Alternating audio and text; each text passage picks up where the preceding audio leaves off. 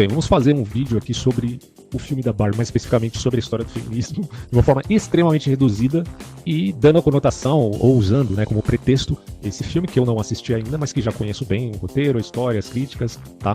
Lembrando, né, um filme não é como um livro, tá, pessoal? Então não me obriguem a assistir esse filme. Ainda talvez eu até veja, mas a gente já sabe do que ele trata, da história. E na verdade eu nem vim, né, falar especificamente do roteiro desse filme, e sim das ideias que estão circulando por aí por causa da divulgação e propaganda do filme. Propaganda que tem um elemento comercial de um lado, porque é um filme, é um produto, e esse produto está sendo vendido, mas é um produto que também tem uma conotação ideológica, por outro lado, então é uma propaganda também política, de certo modo, né, digamos assim. E aí fica a questão, de fato, essa discussão sobre o patriarcado, ela é válida hoje em dia, mesmo no seio do feminismo? E o que eu proponho demonstrar para vocês aqui é que não necessariamente, tá? Temos autoras que eu, como um cara muito corajoso, tive que ler aqui a obra da Judith Butler, que é aquele livro sobre o problema de gênero, um dos mais famosos dela. Claro, ela já escreveu muitas obras aí, como vocês já sabem, e esse livro aqui é dos anos 90, tá? Então, desde os anos 90, já há uma crítica da Judith Butler a respeito do quê? De um tempo anterior ao que alguns chamariam de patriarcado. Então, eu não sei se vocês sabem disso, tá? Mas é uma novidade desde os anos 90. Pessoas estão conversando e debatendo sobre esse assunto, porque, no fundo, quando você pega a história da crítica feminista ao patriarcado, você tem ali desde da feminismo de primeira onda, segunda onda mais especificamente, que é o mais radical. Na verdade são radicalismos diferentes, né? Podemos dizer assim, não necessariamente mais radical. Mas o feminismo de segunda onda é um feminismo que vai tratar de temas muito polêmicos, inclusive a dissolução da família, inclusive a absolvição, entre aspas, do incesto, inclusive, temáticas realmente pesadas, que inclua-se aí também o aceleracionismo tecnológico, que daria a abertura para que a mulher fosse livre no sentido corporal, porque nós somos corpos, né, segundo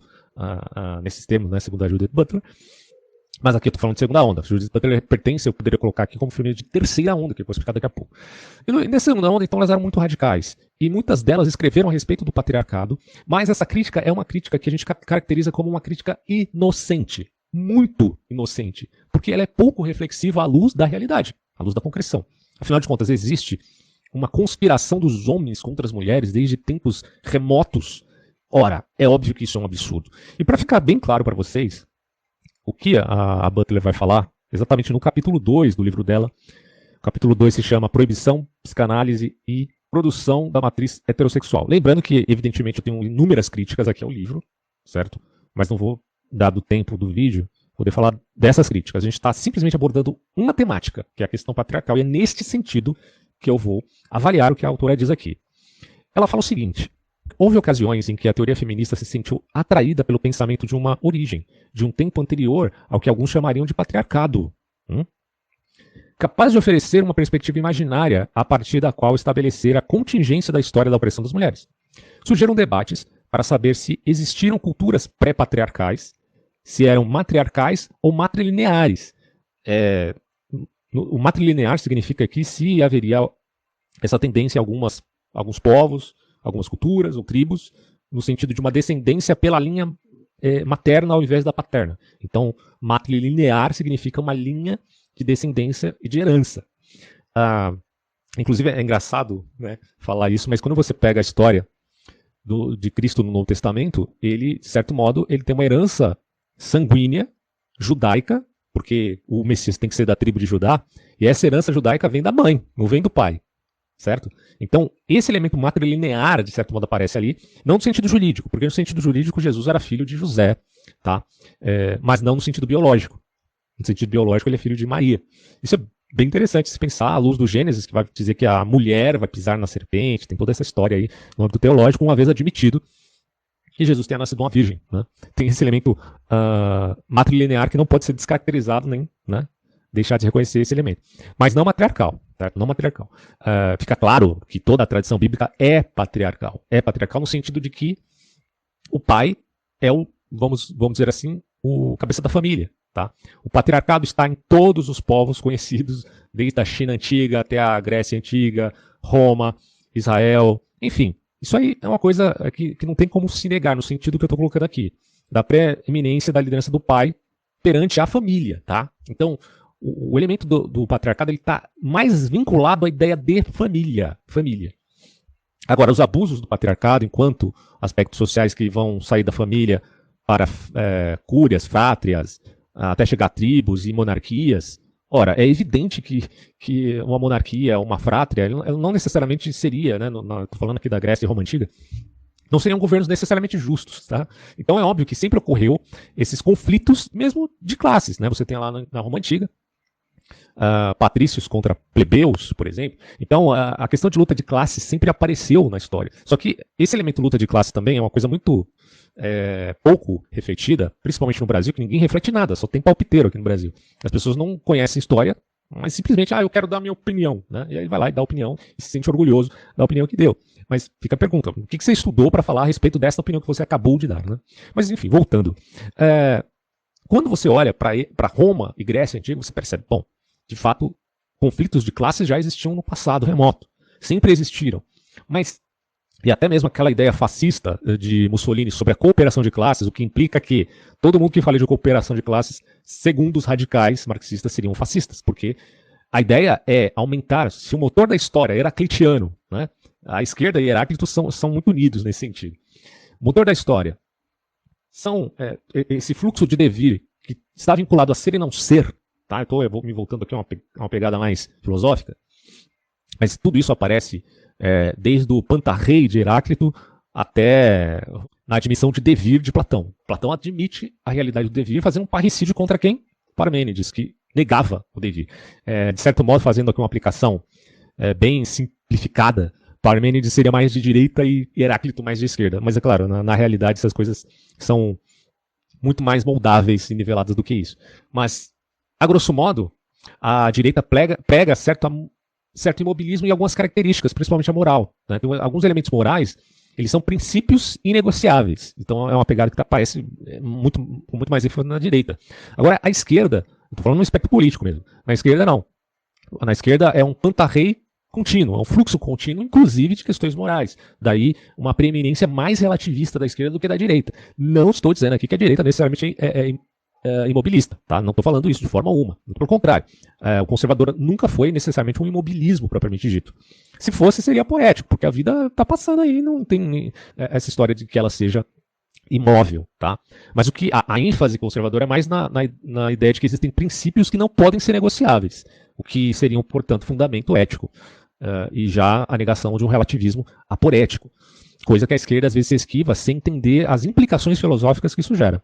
Agora, estou falando tudo isso para dizer que também a ideia de luta de classes é pouco pensada ou refletida no nosso meio, e às vezes pensada apenas no âmbito marxista, sem levar em consideração as críticas mais veementes, por exemplo, de Max Weber e de tantos outros autores, que colocaram em xeque esse ponto, dizendo que a questão não é meramente de uma luta entre ricos e pobres, mas entre posições diferentes. Então, no stalinismo, onde você teria luta de classes, e na chegada ao poder de Lenin, de Trotsky e depois de Stalin, o que se percebe ali é o privilégio do aristocrata do poder que levou os proletários à revolução, mas que agora ele é rico e os outros não são. Então ele tem privilégios, e isso aí é uma nova classe e, portanto, continua-se a distinção de classes, só que agora sem luta de classes. Daí a ideia de que eu proponho, né, de forma óbvia, de que o stalinismo acabou se tornando um fascismo, à luz do fato que agora aquela nova classe, o aristocrata do poder, que na verdade era basicamente um imperador, Stalin era um imperador, né? O Mao Tse Tung também lá na China era um imperador, né? Em última instância, ele poderia se chamar de qualquer outra coisa, mas ele era o líder da nação e tinha privilégios que nenhum burguês sonhou ter, né, em épocas anteriores. Então, nesse sentido, morreu a luta de classes ali, porque ele também é proletário, mas é de fachada, certo? Essa confusão entre coisas reais e palavras é praxe de quem gosta de modular o seu discurso à luz apenas de noções gramaticais e não de realidades perenes, né? E tudo fica no âmbito apenas da linguagem e não no âmbito ontológico. Isso é um problema seríssimo da esquerda, seríssimo, e eles não conseguem refletir isso, eles têm um problema sério com isso aí. É um negócio assim extraordinário. O quanto esses caras têm discursos miméticos, cara. Por quê? Porque eles estão se valendo apenas de um anacronismo, de noções que ainda estão lá no século XIX, né? E eles não conseguem repensar a coisa de uma maneira nova, sempre partindo apenas da imitação de discursos anteriores. Bom, mas voltemos aqui a essa questão, tá? O feminismo de segunda onda, ele está focado na ideia de crítica ao patriarcado. Mas esse de terceira onda da Judith Butler está contestando isso aqui, está dizendo, olha, vamos lá. Houve um tempo em que as feministas chamariam de patriarcado essas questões, buscando até um matriarcado original. Ou seja, antes do patriarcado existia um matriarcado. Mas, bom, isso nunca se provou historiograficamente falando, tá? Mas se isso se provasse, implicaria então que essas feministas, principalmente de segunda onda, fossem reacionárias porque elas estão querendo voltar a uma era de ouro. Um matriarcado antes do patriarcado, o que implicaria que o patriarcado é que fosse progressista em toda essa história. Porque se primeiro veio o matriarcado, depois o patriarcado é que fez a revolução sobre o matriarcado. E se é assim, se o matriarcado agora faz a revolução sobre o patriarcado, então o matriarcado é um reacionarismo. Bom, de certo modo, essa não nessas palavras, evidentemente, mas é um elemento da crítica da Judith Butler, que prega, na verdade, um progressismo contra o essencialismo de gênero, como ela diz aqui. Ela vai falar assim: surgiram debates para saber se existiram culturas pré-patriarcais, se eram matriarcais ou matrilineares em sua estrutura, e se o patriarcado teve um começo e está, consequentemente, sujeito a um fim. Compreensivelmente, o ímpeto crítico por trás desse tipo de pesquisa, vou voltar aqui que ele está travando um pouco, buscava mostrar que o argumento antifeminista de inevitabilidade do patriarcado constituía uma reificação e uma naturalização de um fenômeno histórico e contingente. Então, quando ela fala aqui de reificação, até a gente poderia colocar aqui como um termo muito importante para autores como George Lukács, por exemplo. Né? Eles falam nesse sentido a ideia de uma fixidez ou automatismo. Por exemplo, a gente vive numa sociedade capitalista, que implica perda de autonomia e autoconsciência, pelo menos segundo esses autores de linha marxista, tá? Quer dizer, você não tem consciência de onde você veio, você vive, de certo modo, numa alienação. Então, o que o marxista prega? Ele prega o esoterismo com S. Mas entenda o que significa esoterismo nas escolas antigas da Grécia e Roma. Bom, significa que você vai falar de um ensinamento secreto para seus alunos e não para o público. Portanto, é um conhecimento secreto da realidade que nem todos têm acesso. E a ideia do materialismo, não dialético, mas o próprio materialismo histórico, né, que fala dessa estruturação da sociedade, onde a economia suporta essa superestrutura, e isso é escondido pelas ideologias que servem como cortina de fumaça, quando você deflagra toda essa estrutura, essa realidade, essa exploração, você está deflagrando o quê? Um conhecimento esotérico. Conhecimento esotérico. Não partindo do pressuposto de uma avaliação mística, como servindo apenas à própria avaliação mística, que se diz esotérica, uma mesma cortina de fumaça. No fundo, o que importa é as relações materiais, as relações de trabalho, certo? E o Lukács, ele vai falar sobre isso nessa ideia de reificação ou automatismo em sociedade capitalista, que implica perda de autonomia, de autoconsciência, a perda da revelação esotérica das estruturas sociais e de um trabalho vinculado à questão, portanto, da luta de classes. Evitar a luta de classes significaria reificação, significaria coisificação, de certo modo. Por isso que ela vai falar aqui, ó, embora se pretendesse que o retorno ao estado cultural pré-patriarcal expusesse a auto-reificação, ele está se auto-coisificando, de certo modo, do próprio patriarcado, esse esquema pré-patriarcal, supondo que o matriarcado tivesse existido antes do patriarcado, acabou mostrando ser outro tipo de reificação. Então ela está dizendo que se as feministas que pregam contra essa ideia de patriarcado no sentido inocente, e aí ela está falando, claro, de um patriarcado universal, isso significaria também uma reificação. Pois é, meu amigo. Ela está fazendo uma crítica aqui à ideia de patriarcado das feministas.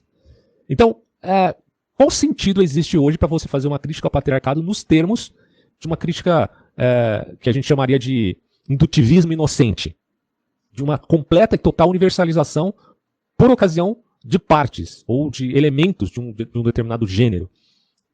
Para a Judith Butler não faz sentido nenhum isso daí. E ela vai falar assim: mais recentemente, contudo, algumas feministas desenvolveram uma crítica reflexiva de alguns construtos reificados no interior do próprio feminismo. Um deles é esse aqui, patriarcado universal. A própria noção de patriarcado andou ameaçando tornar-se um conceito universalizante, né, de novo, capaz de anular ou reduzir expressões diversas de assimetria do gênero em diferentes contextos culturais. Quando o feminismo buscou estabelecer uma relação integral com as lutas contra a opressão racial e colonialista, tornou-se cada vez mais importante resistir à estratégia epistemológica colonizadora que subordinava diferentes configurações de dominação à rúbrica ou assinatura de uma noção transcultural de patriarcado. Na verdade, o capitalismo stakeholder dos dias atuais, dos homens de Davos, como diria Huntington, é exatamente a rúbrica, se a gente for raciocinar como essa autora aqui, tá? Não estou dizendo que é de fato, mas tentando raciocinar como essa autora, O capitalismo stakeholder é uma rúbrica de uma noção transcultural de patriarcado. Ou seja, esse filme, que é pura expressão capitalista, que engloba a crítica contra o próprio capitalismo, sendo capitalista, é a mesma coisa de você pegar o Che Guevara usando um boné da Coca-Cola ou tomando Coca-Cola. É uma contradição inerente. Mas é o que abre espaço para enganar os neófitos a esse respeito. E aí ela fala assim, enunciar a lei do patriarcado como uma estrutura repressiva e reguladora também exige uma reconsideração a partir dessa perspectiva crítica. O recurso feminista a um passado imaginário tem de ser cauteloso, pois, ao desmascarar as afirmações autorreificadoras, certo? Do poder masculinista, deve evitar promover uma reificação politicamente problemática da experiência das mulheres. Partindo, portanto, do pressuposto que ela está idealizando como uma terceira onda feminista, a teoria de gênero, que na direita se chama ideologia de gênero, né? Porque a compreensão do que significa ideologia sai do âmbito marxista, do seio da proposta marxista, porque ideologia é a cortina de fumaça. Ela é repensada depois por Antônio Gramsci com a ideia de que, bom, deixa as ideologias lá, a gente adentra as ideologias, são os intelectuais orgânicos, e começa a revolução a partir daí, sem a necessidade de fazer muita violência, porque, no fundo, importa levar a cabo esse espírito ético, né, na visão, claro, do Antônio Gramsci, já era ético, da luta de classes, sem a necessidade preeminente de derramamento de sangue. Como fez, por exemplo, o cristianismo. Como é que o cristianismo cresceu tanto no mundo? Ele cresceu se introjetando nas instituições, principalmente se introjetando no Império Romano. Quando Constantino se converteu, então, e depois Teodósio, você tem ali a instituição do cristianismo como religião oficial. E aí, olha o que nós temos hoje, né? 2000 anos depois, cristianismo firme e forte, mesmo diante de ataques como os ataques positivistas da Revolução Científica, da Revolução Industrial, dos grandes críticos massivos, né? E também dos filósofos, ele está aí firme e forte. Então essa ideia do Gramsci se tornou, claro, um tipo de neomarxismo, né? Repensando esse ponto. A autora aqui vai continuar dizendo o seguinte, ó, a autojustificação de uma lei repressiva ou subordinadora quase sempre se baseia no histórico de como eram as coisas antes do advento da lei e de como se deu seu surgimento em forma presente e necessária.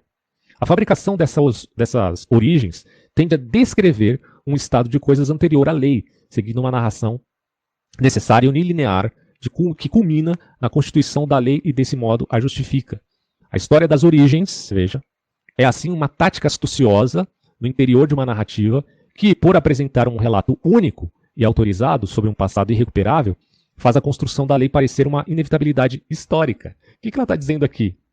Que, no fundo, se a gente parte do pressuposto do progressismo, ora, e parte do pressuposto, inclusive, do historicismo, que está presente ali no marxismo, sim. Quem diz isso, inclusive, é o Karl Popper, na sua obra Sociedade Aberta e seus Inimigos.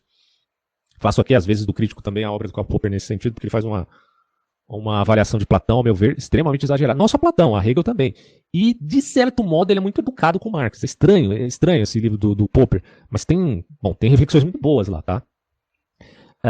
De qualquer maneira, ele acusa, tanto Hegel, obviamente, que era um historicista, sem dúvida nenhuma, acusa Platão disso, e acusa também Karl Marx. Por quê? Porque o historicismo significa que existe leis da história. Engels era historicista, evidentemente.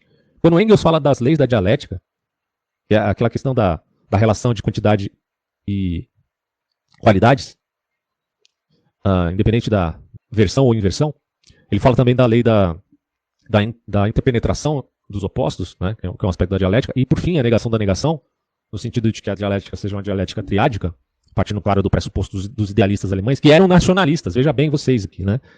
Quem inventou essa história de... não inventou, na verdade isso já está lá na antiguidade, já aparece, como eu falei, em vários filósofos, inclusive pré-socráticos e tal. Mas quem enfatiza muito isso é o Fichte, que é um idealista alemão que vem depois de Kant.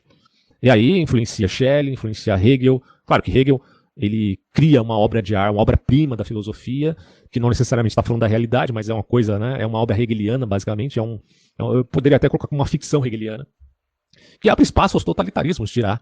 O Karl Popper acha que com alguma razão, sim, nesse sentido. E quando você vê Marx se valendo de Hegel, mas invertendo Hegel, ele ainda está se valendo das leis da história. Então, no que se refere efetivamente essa história, essa ideia de materialismo dialético? No que vale isso daí? Só marxista aceita, né, tal metafísica que se baseia no materialismo, né? Não faria sentido sequer falar de metafísica, na verdade. Claro, o materialismo sempre se valerá de uma metafísica latente que ele não pode assumir, né, por vergonha, inclusive, já que ele é materialista. Bom, inclusive eu tenho um podcast onde eu falo sobre a história do materialismo, sobre a história da matéria e o materialismo, tá? Na história do pensamento, história da filosofia, pautado principalmente no Abagnano e também no Jonas Marias. Bem legal, cara. Procurem aí, tá em podcast. Não postei aqui porque é muito grande. Mas assim, tá claro para vocês então esse ponto. A autora, que faz parte de um movimento de terceira onda feminista, alguém possa até contestar isso, não sei o certo, mas enfim, ela faz parte dessa... Ela, na verdade, está na vanguarda desse movimento, já que ela é uma intelectual que escreve muitos livros sobre esse assunto, os quais eu tenho muitas críticas, inclusive, a fazer, mas não vai ser o caso aqui agora. Ela está dizendo que é um problema como você parte do pressuposto da história das origens, porque você, de certo modo, do ponto de vista historicista, não sei se ela pensou isso, né? Mas do ponto de vista historicista, isso desemboca em alguma outra coisa. Se ela admite dialética, e essa interpenetração dos opostos, ela vai ter que admitir a negação da negação. Ela vai ter que admitir uma outra coisa que não é o matriarcado. Tá? Ou seja, implicando que a volta ao matriarcado seria um reacionarismo. E, portanto, essas feministas de segunda onda, por implicação lógica, seriam reacionárias. Querendo voltar a uma suposta era de ouro que ninguém sabe se existiu mesmo. Provavelmente não. Tá? Bom, havendo, portanto, esse elemento de inevitabilidade histórica, se houver lei histórica, eu não sei se ela admite, eu não consegui ainda compreender a visão dela, mas parece que Hegel permeia, de certo modo, o pensamento da Judith Butler. Se não me engano, ela escreveu até uma tese, né, de doutorado sobre Hegel, não sei se estou certo sobre isso, mas vocês podem avaliar aí, procurar isso.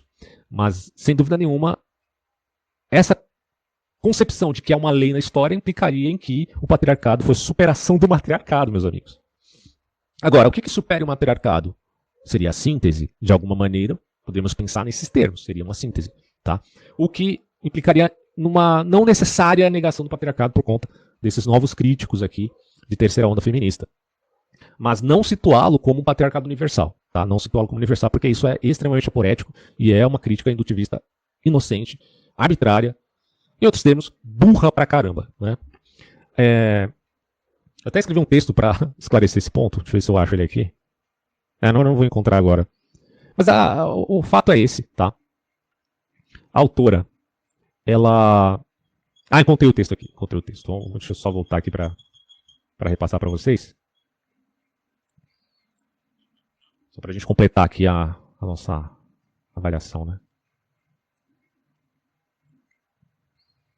Deixa eu ver se eu consigo... eu não vou ler tudo, porque esse texto aqui é muito grande, tem 4 páginas.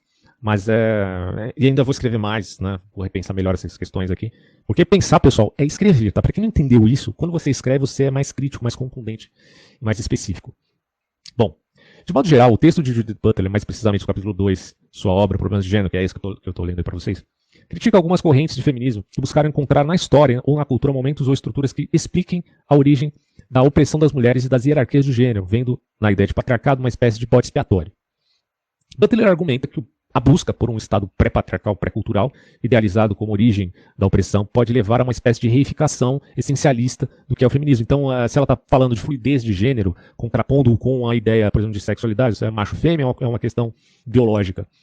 Mas a própria Butler, no início do livro, ela fala que não necessariamente que você poderia pensar até na fluidez do sexo, não somente do gênero, que para mim seria um absurdo. É completo, porque você está negando um fato que implica naquilo que o Ortega y Gasset dizia a respeito do eu e as circunstâncias. Tudo bem, você não é uma vítima determinística e fatalística da sua condição física, tá? E aí eu falo condição física, tanto no sentido biológico, como do sexo que você tem, como também de qualquer outra estrutura. Por exemplo, uma pessoa que é deficiente físico, ela não necessariamente será totalmente sequestrada pela sua própria deficiência. Tá? Ela não é fatalisticamente determinada pela sua deficiência. E a mesma coisa ocorre com a sua condição, em qualquer que seja ela material, seja ela biológica, o que for. Você não é fatalisticamente determinado. Você é determinado, sim, mas não fatalisticamente. Fatalismo e determinismo não são a mesma coisa. Só que o que a Butler está pregando aqui é um relativismo voraz. Ela está negando até, ou pelo menos tentando fazer isso de alguma maneira, uma fluidez tal que tente escapar desse elemento claramente factual. Bom, e aí cai num relativismo muito voraz. Eu digo aqui, ela questiona a visão de um passado utópico que serviria como fonte de subversão, pois esse passado imaginário, uma era de ouro, entre aspas, acaba sendo descrito nos termos de uma narrativa que legitima o presente. No fundo, uma crítica ao patriarcado nos termos do feminismo, segunda onda, seria inocente, universalizando uma suposta opressão intencional, sem refletir o que de fato isso significa na realidade. Ela também problematiza o uso de dicotomias como natureza-cultura, sexo e gênero. E aí que eu acho um problemaço dela problematizar a dicotomia sexo-gênero.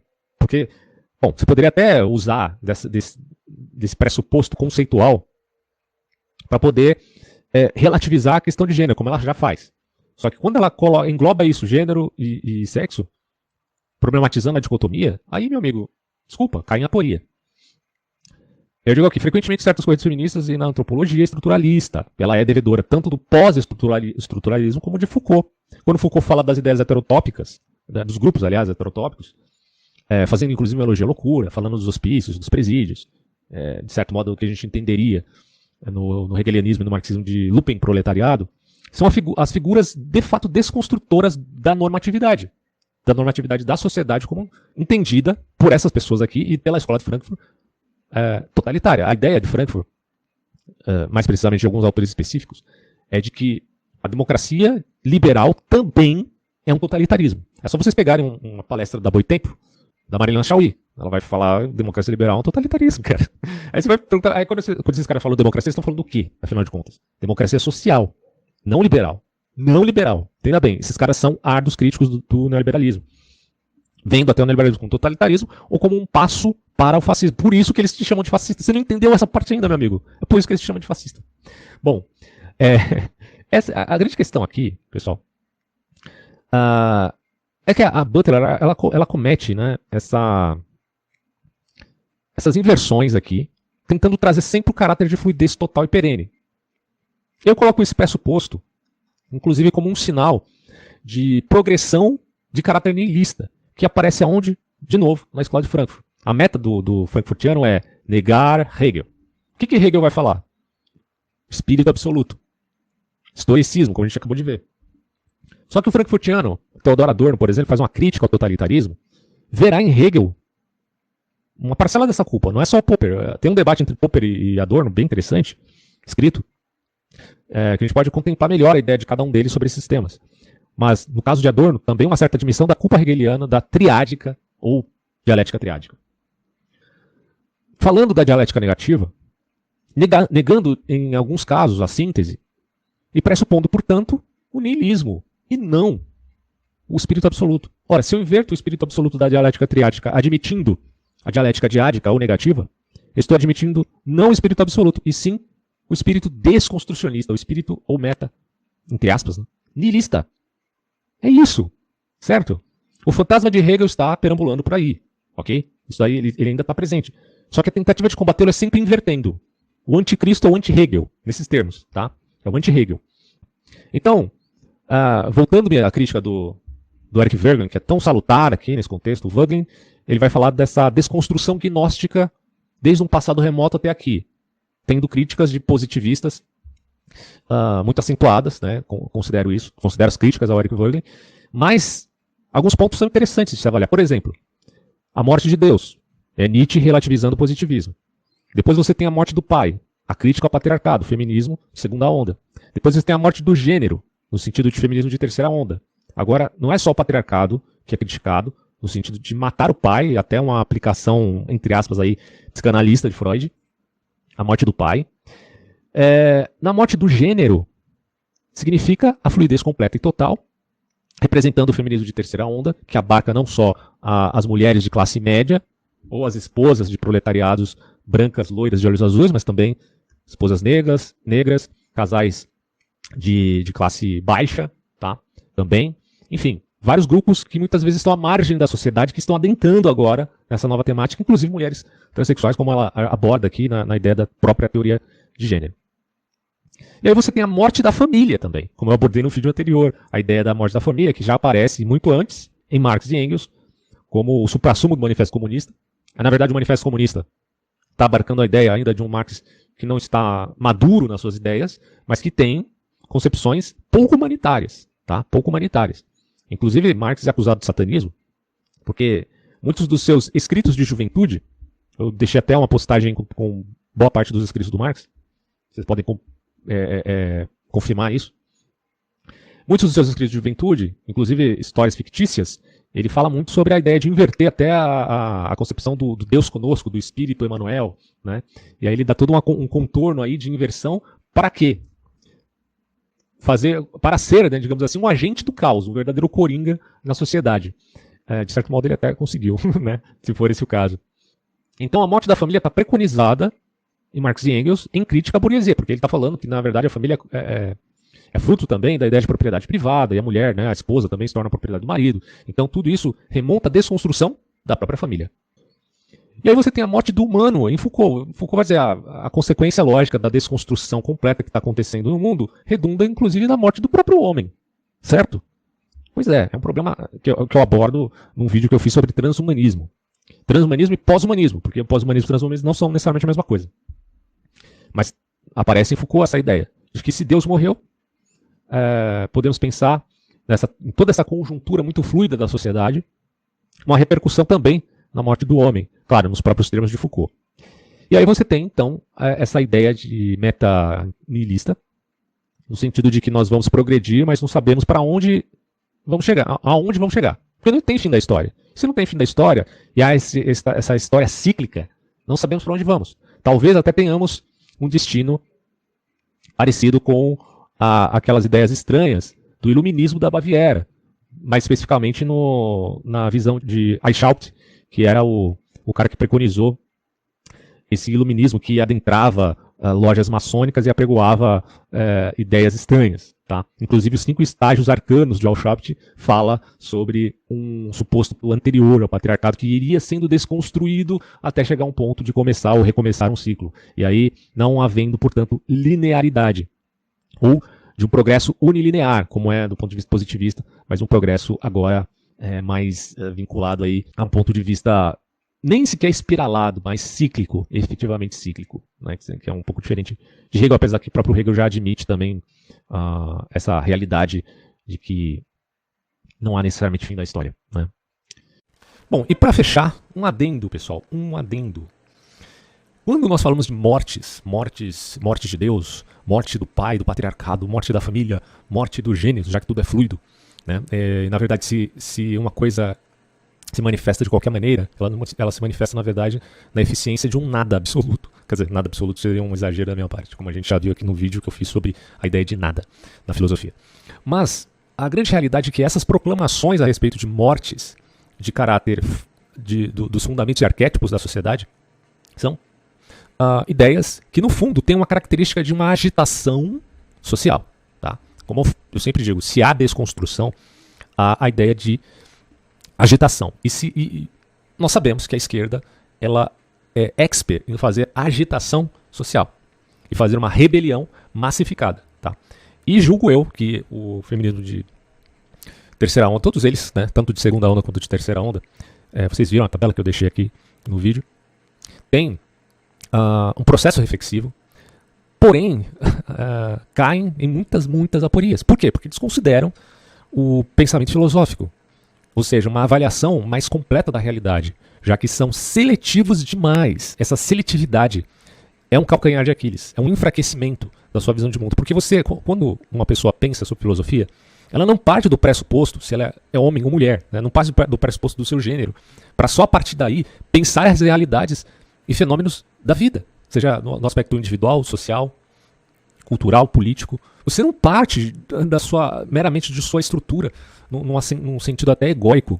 Isso não faz o menor sentido. Você parte, na verdade, de uma avaliação da característica da honestidade intelectual, de ver até onde as coisas têm um sentido ou não, à luz da minha avaliação. Aquela perspectiva de Aristóteles quando falava do espoldaios.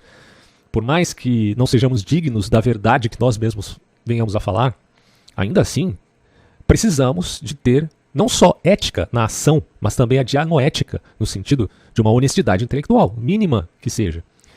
E quando nós falamos então dessas mortes, dessas agitações sociais, não significa que elas de fato sejam verídicas. Né?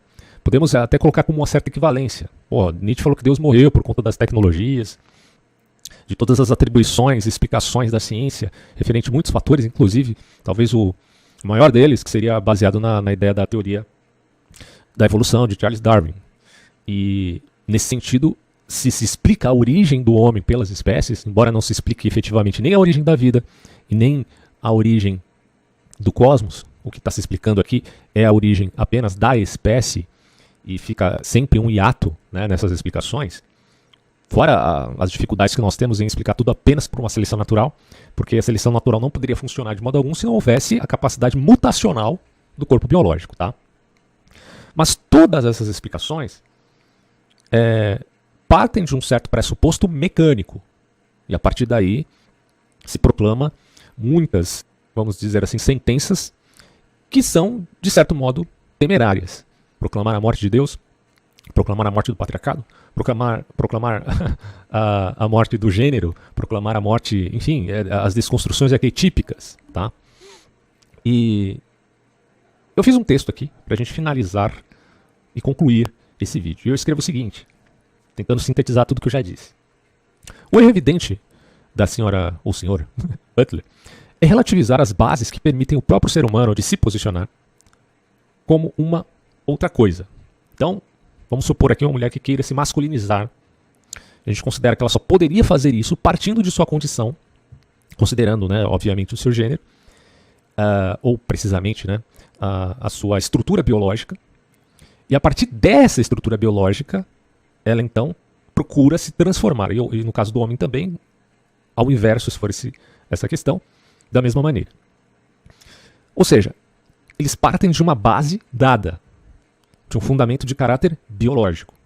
Aqui a gente nem entrou na questão da cultura, tá? Evidentemente, a crítica que ela faz ao conceito de patriarcado segue um raciocínio que beneficia sua própria narrativa. Nós estamos concordando, realmente o patriarcado universal é uma bobagem, é uma noção narrativa completamente ingênua. Concordamos com isso. No entanto, no caso dela, a crítica parte do pressuposto de que isso venha a beneficiar a sua própria narrativa desconstrucionista, de maneira a dar vazão à ideia de teoria de gênero. E aí, apesar disso, né, ela coincide também com a crítica da direita em dizer que o patriarcado universal é uma bobagem e que desconsidera a dinâmica das relações em tempos e lugares diferentes. Na visão da autora, o patriarcado universal seria uma forma de entender o patriarcado como uma estrutura de opressão que se aplica a todas as mulheres, em todos os lugares, em todos os tempos, sem levar em conta as diferenças históricas, culturais, sociais, políticas que existem entre elas. Então, você desconsidera tudo isso para simplesmente atribuir de uma maneira grosseira a culpa da sua vida por conta desse suposto inimigo invisível. Essa noção de patriarcado universal seria baseada, então, na ideia de que há uma identidade feminina essencial e natural. E aí é que entra a aporia agora da própria Butler, porque ela está negando esse aspecto fundamental da estrutura biológica, imaginativamente criando novos gêneros e categorizando-os nos gêneros já postos pelo fato biológico, que é uma aporia, porque você não pode falar da categoria homem e mulher com categorias inventadas a partir de homem e mulher, né, no sentido de gênero. E ela fala que seria oprimida pelo poder masculino, também essencial e natural. Ora, da primeira parte da crítica dela, sabemos que é um absurdo admitir um patriarcado universal, e portanto concordamos com ela nesse sentido. Porém, rapidamente, a senhora Butler volta às suas aporias, porque ela critica essa visão de patriarcado universal por ser essencialista, binário e heteronormativo. Nesse caso, no lado da mulher principalmente, já que ela está questionando exatamente esse ponto. Mas não precisamos chegar a essa conclusão última, partindo da primeira crítica, que é salutar, pois de resto, a senhora Butler está contaminada com toda a paranoia relativa à ideia de micropoderes de Michel Foucault, inventa o niilismo de gênero em nome de uma identidade fantasmagórica que, a partir do corpo, nega as bases de identificação do próprio corpo. Porque se há um corpo, e o homem não é somente, mas é corpo também, ou seja, é um ser psicossomático, se o ser é uma entidade psicossomática, então ele deve levar em consideração a sua própria condição biológica, assim como qualquer pessoa que nasça de alguma maneira não normativa, como no caso de alguma deficiência física ou de pessoas especiais, ela leva em consideração a sua condição. Não estou dizendo aqui que ela é escrava dessa condição, como já mencionei antes, Mas o que eu estou dizendo é, ela leva em consideração isto. E ela não pode imaginar que tal não seja algo importante. Né? Como dizia Ortega Gasset, somos nós, mas também nossas circunstâncias. E eu decido sobre as minhas circunstâncias. Mas eu não estou dizendo que as minhas circunstâncias não existem e não estou colocando a minha cabeça debaixo de um buraco, como faz o avestruz, e negando a realidade do corpo que está acima da cabeça enterrada. Bom, é isso que eu tinha para dizer. A crítica do filme da Barbie, se é sobre o patriarcado, está muito, muito atrasada, tá?